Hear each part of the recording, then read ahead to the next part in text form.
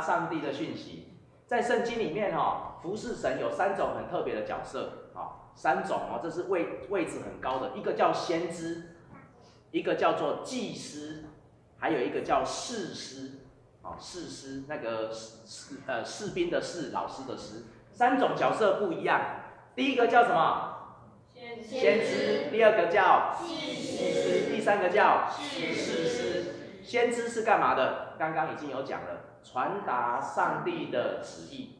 那祭司呢？献祭的，献什么祭？献祭给上帝。为什么要献祭给上帝？赎罪、悔改。赎罪、悔改，还有嘞，感谢、祈求、认罪。讲简单一点，献祭就是为了要贿赂上帝，可不可以接受？可不可以接受？献祭，既然没有人认同你们都不要献祭，我跟你讲，你都不要跟上帝求。献祭用白话来讲就是贿赂上帝，可是献祭也可以讲说，就是要怎样拉近我们跟上帝的距离，好向他祈求。我们会不会跟爸爸妈妈撒奶？尤其是想要买 iPhone 的时候，爸爸，我最近很乖，妈妈，我表现得很好，对不对？买什么东西给我？那士师呢？士师是打仗的。士师在那个以色列人当中，他不是一个常备的职位。他是当有外人来攻击他们的时候，这个士师就要负责把所有的人叫起来，民兵拿起你的东西，然后要去打仗。今天我们要讲的这个圣经里面有一个人很有名，他同时具备有3种角色：先知、士师跟祭司。哪一个人答对的有奖，请他下礼拜上来讲。这样不好吗？那谁会想要上去啊？没有吗？好，来，萨姆尔同时有这3种角色，但是我今天晚上要讲的这个他是先知，他叫做流泪的先知，他叫做哭泣的先知，有没有人知道？被看到了，哎呀，来，耶利米。有一个先知叫做耶利米，这个耶利米他的名字叫做耶和华高举。他的名字很好听，他的名字叫做耶和华高举。但是他就是那一种所谓的生不逢时人家说时势造英雄，然后有人说英雄造时势。我跟你讲，耶利米什么都不是。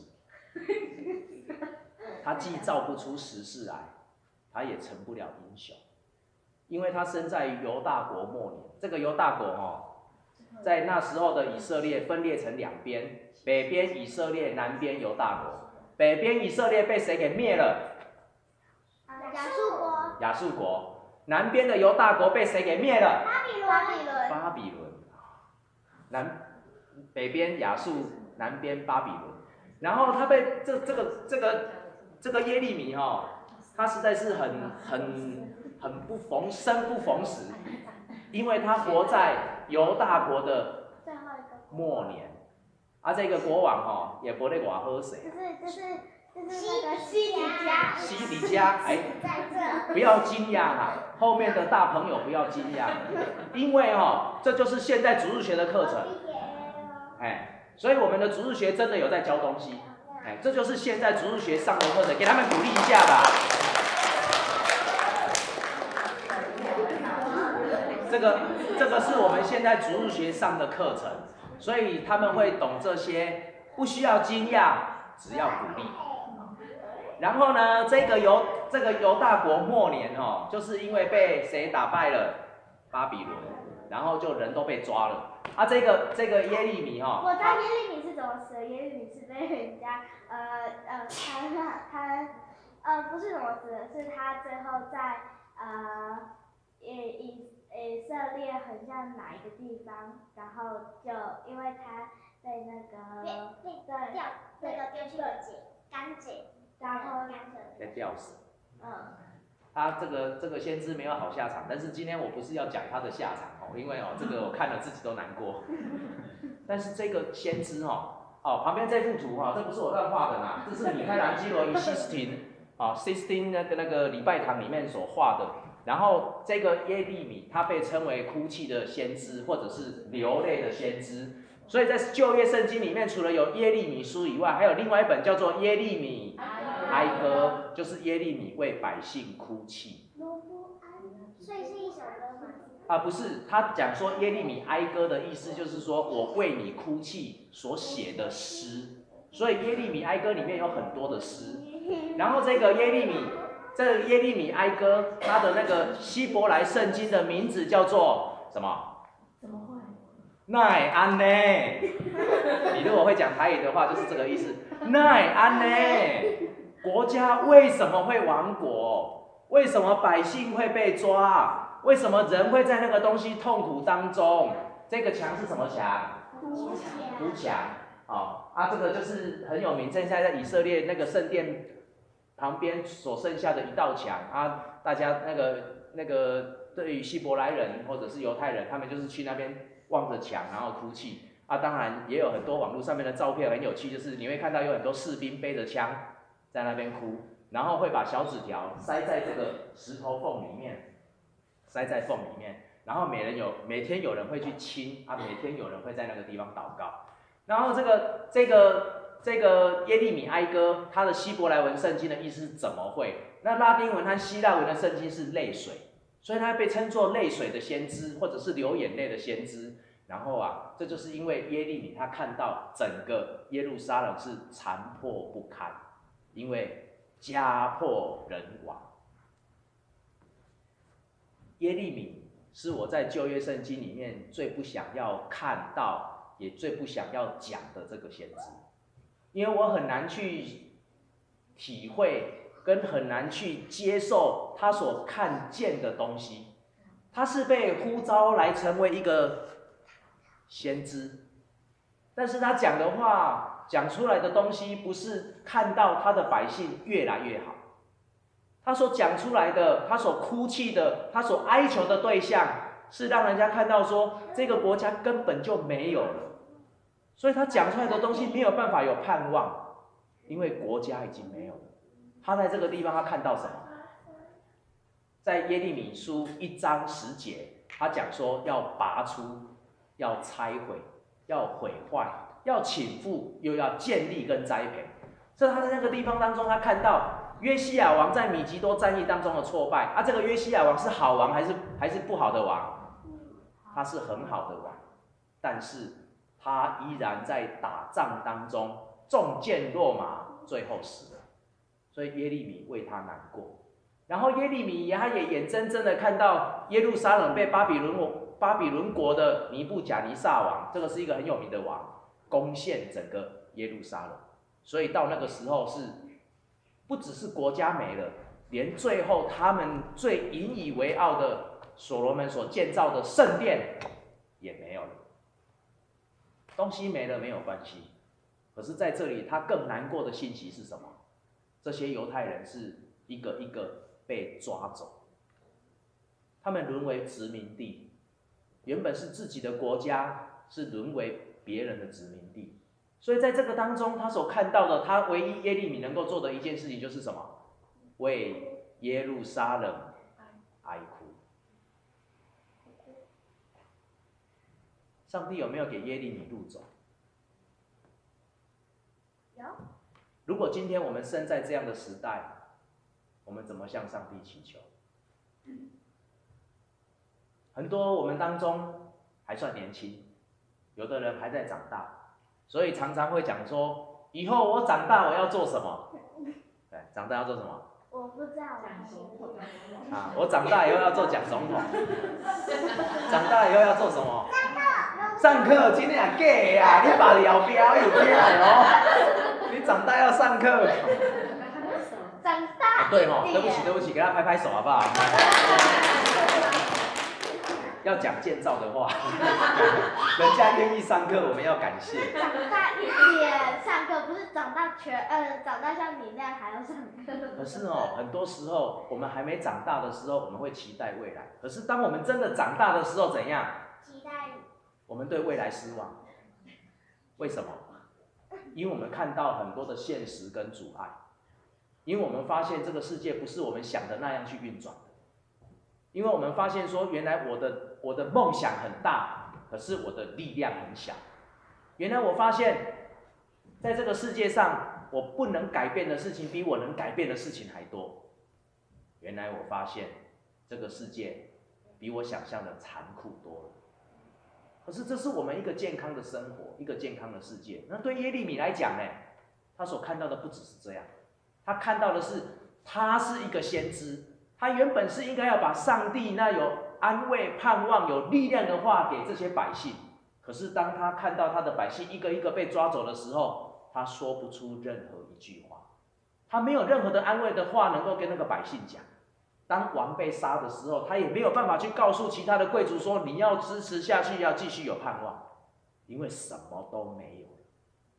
耶利米就是长在这样的一个世代之下，神有没有为他开道路？没有。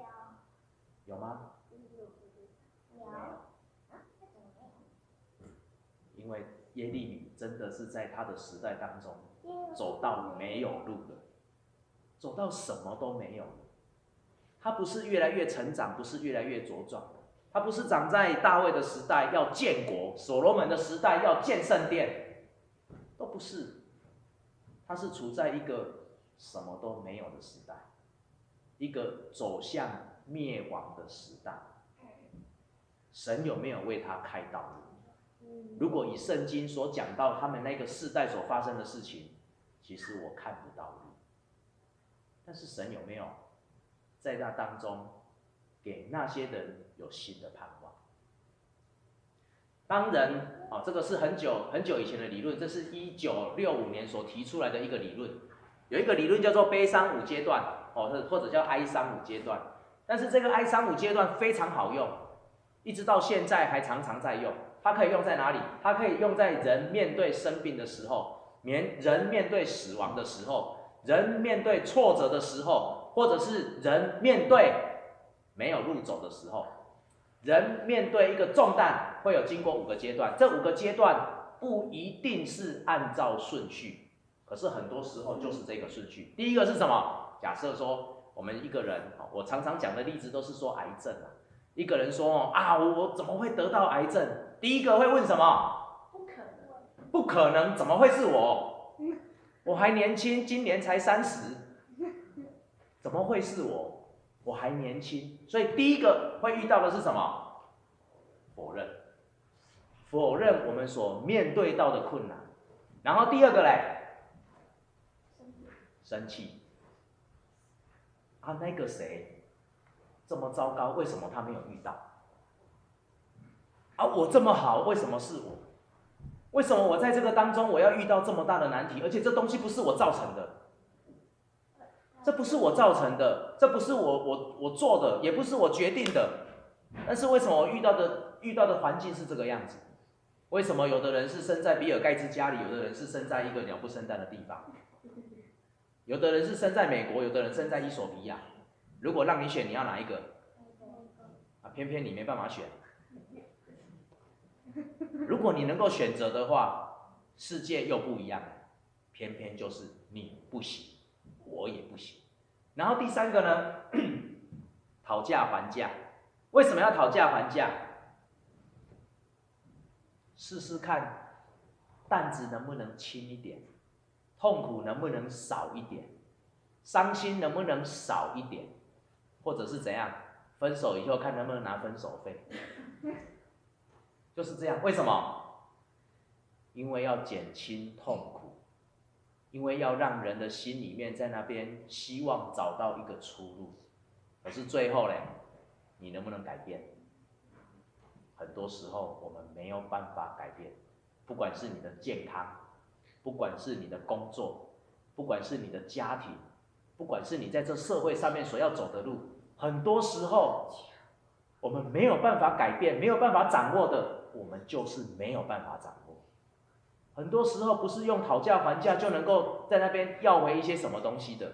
所以当我们在那个处境当中的时候，我们突然发现我们什么都不能做的时候，我们就会怎样？还没啊，我们就会怎样？不准啊，我们就会郁卒啦。Eric 广东话怎么讲？我为了不让你睡觉，所以这广东话怎么讲？我也不知道。啊？我听了我也发不出来。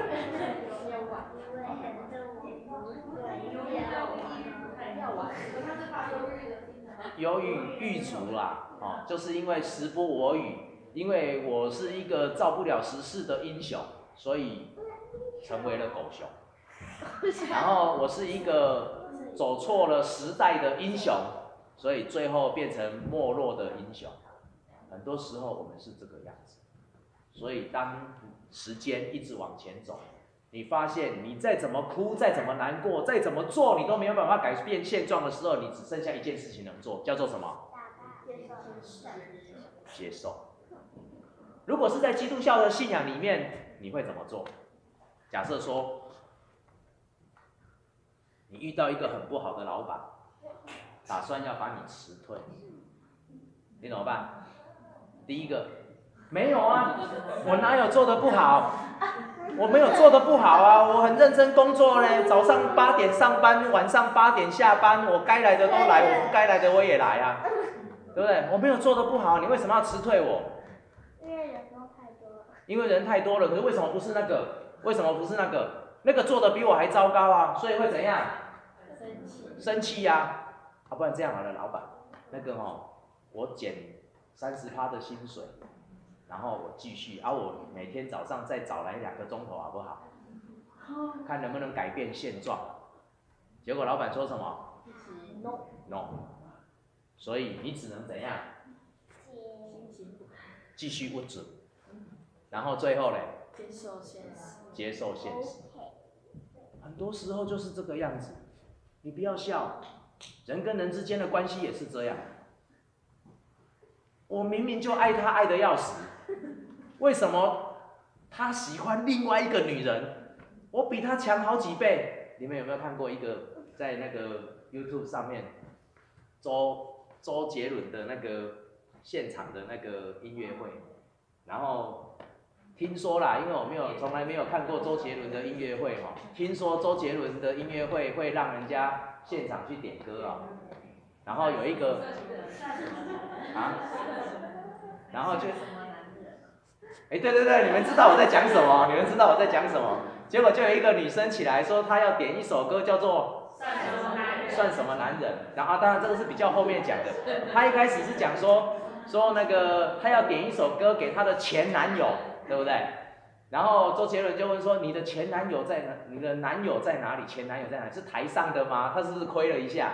他说：“不是，原来是真的有这个前男友，而且他猜这个前男友可能就在那个演唱会的现场，所以他要点这首歌给他的前男友。”然后周杰伦问说：“为什么？”他说：“因为我前男友要结婚了。”哇！然后大家听了以后就哇，这下是怎么回事啊？要点给前男友，然后前男友在现场，然后前男友要结婚了，然后他就说他要那个镜头照过来，照他有没有？说看看我，我要我的前男友看看，我比他要结婚的对象还要漂亮，还要优秀。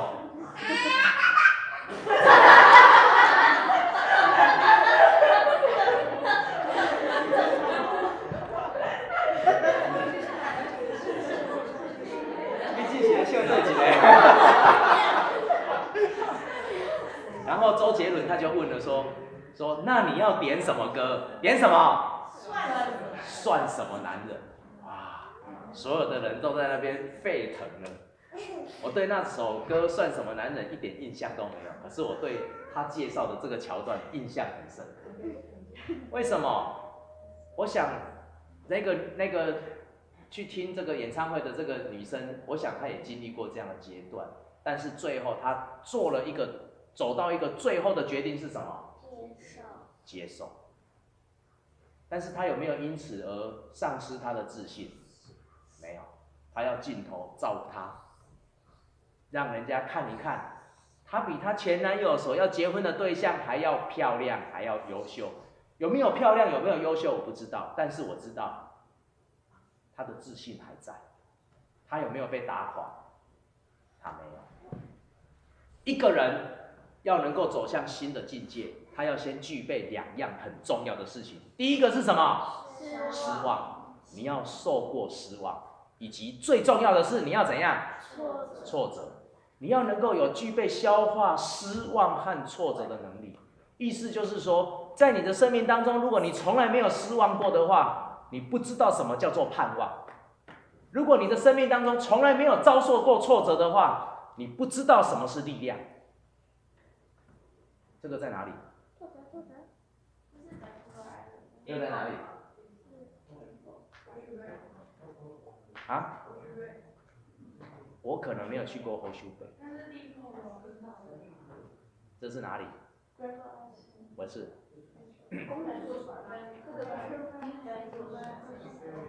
应该是 Deep Core。不是，那个不是飞，那个不是。哎，不要只有看照片啦，2个重点是什么啦？2个重点是什么？失望和挫折的能力。所以，各位弟兄姐妹，你生活当中有没有失望？有。你生活当中有没有挫折？有。恭喜你，恭喜你自己，因为你的生活当中有失望跟挫折，所以我确信。你要得着一个很重要的能力，就是我们今天的主题叫做什么？我讲了半天，发现更美之路。发现更美之路。因为你拥有了这2样东西，你有了失望在你的生活，你有了挫折在你的生活，所以我相信你将要得到发现更美之路的机会。有看过这张照片啊？我们教会如果有在我讲道的时候有醒着的话，应该是看过这张照片。Eric， 你有没有看过啊？我那个睡着了啦。这个在哪里拍的？我拍这张照片好骄傲，因为我的眼睛看起来没有这么斜，可是把这张相片拍回家以后，我发现根本就是快倒了。那这有助人呢，而且不便宜呢。那个，来考个试啊！我们当中做房地产、做中介的，这间厝里对。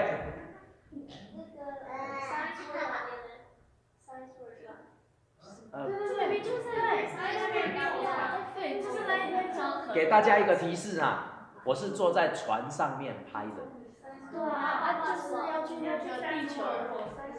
对，要去那边的那个坐那个船拍的。这房子有没有特别？没有。什么叫做接受这个结果才是长大？今天我们每一个人有没有我们的梦想？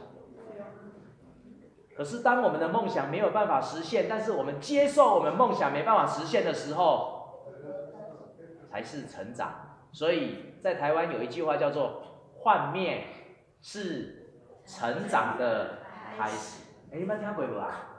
无吗？这是广告呢，这是电视广告呢。你是台湾来的啊？这是电视广告呢。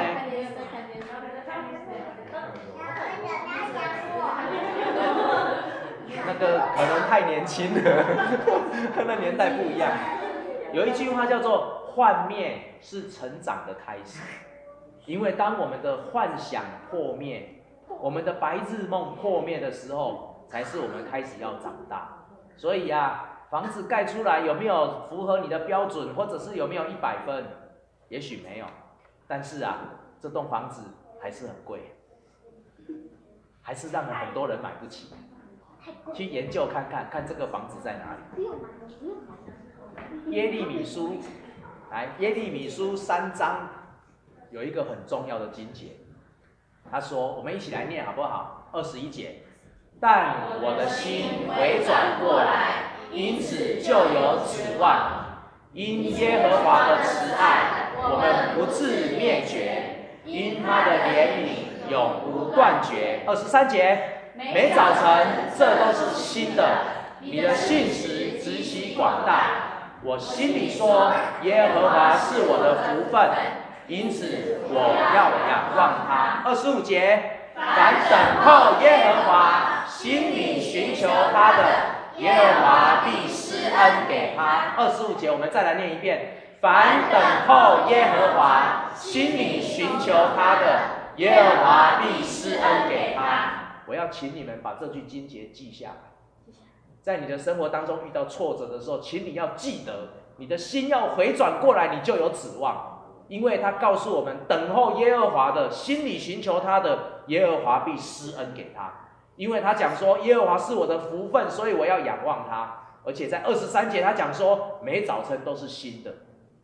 你的痛苦，你的困难，昨天已经过了，在今天你要有新的，因为上帝的信实极其广大。他说要拯救就有拯救，他说要创造就有创造，他说要给你新的道路，他说 God will make a way， 你就会有新的路，即使你看不到这条道。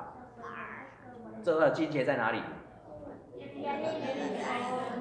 耶利米哀歌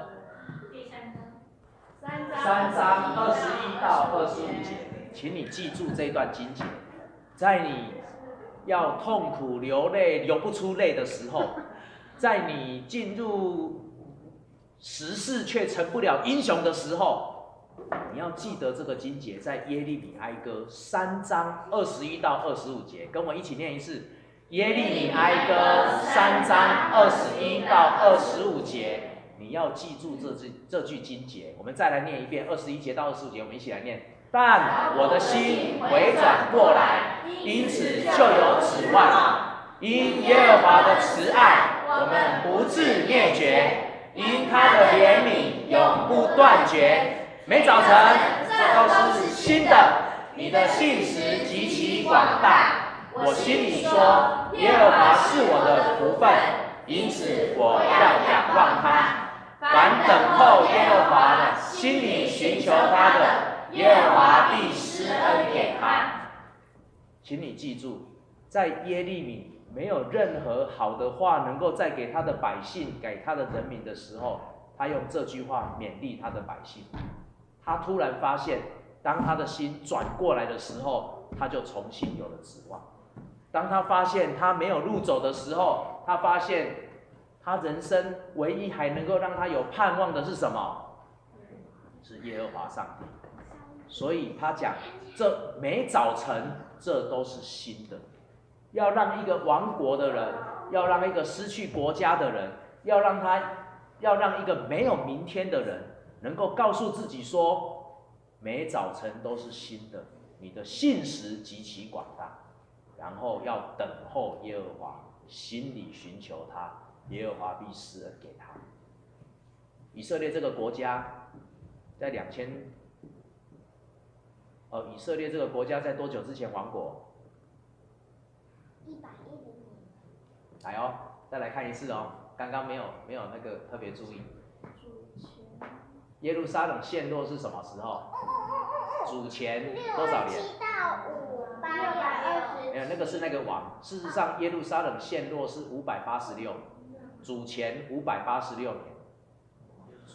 主前的意思就是西元，就是主耶稣诞生以前的586年，耶路撒冷陷落，然后一直到什么时候以色列重新复国？到586年。1945年，这中间差了多少年？好多年，2000多年。请你记得。这个经节里面讲说，凡等候耶和华，心里寻求他的，耶和华必施恩给他。这个应许存在了多久？2000多年。你祷告多久？你为你所遇到的困难祷告多久了？我讲的是祷告哦，搞不好才1次2次而已哦。但是神的应许，它存在2000多年之后。让今天信仰基督教的我们看见神的应许被实现。他没有说谎，他没有骗我。还有最重要的是，圣经里面所写的都是真的。愿我的上帝也成为你的上帝，愿在生命当中帮助我的上帝，也成为在生命当中帮助你的上帝。愿我们在走前面的路，看到我们的路好像没有路走的时候，我们要继续说：耶和华是我的福分，因此我要仰望他。最后，在我们等一下带祷告之后，我要请大家分组。我有2个题目让大家来讨论，我们可以一个坐这边，一个坐这边。我们讨论时间大概15分钟而已。我们有2样东西要来讨论。第一个是你现在面临什么样的难处？这只是我所写的大概啦，我不知道你面临什么样的难处，我们来分享看看。第二个，你是否有盼望的走下去？你需要的盼望是什么？你需要什么东西让你继续走下去？你需要重新设定一个目标吗？你需要重新找到你的意义吗？还是你需要有同伴能够一起走？或者是你要找到你的价值？愿我们能够在这2个题目当中，我们一起来分享，不是分享给我听啊，等一下分组。然后等一下，年纪比较大的、挫折比较多的在那边，然后年纪比较小还很快乐的在这边，这样懂吗？那个挫折比较多的在哪边？那一边。啊，挫折比较小的在这边。啊，如果挫折到走不下去的来这边。我们一起来祷告。爱我们的天父上帝，我们谢谢你的恩典，谢谢你让我们看见你拣选的先知耶利米，让他在他所处的时代，虽然看不到路，国家亡掉，土地变成别人的，甚至连百姓都被掳去到巴比伦，但是你依然透过先知耶利米，或者在他哭泣的诗篇当中告诉我们，你是我们的盼望。主耶稣，我们谢谢你，在我们的生命当中愿意成为我们的盼望。我们今天要再一次在这当中向你说，主啊，我愿意全心信靠仰望你，恳求你帮助我们，让我们在看不见路的时候，你为我们开路。恳求你在这当中再一次掌权，愿我们所做的能够荣耀你的名。向你献上感谢祷告，都是奉主耶稣基督的名。阿们。挫折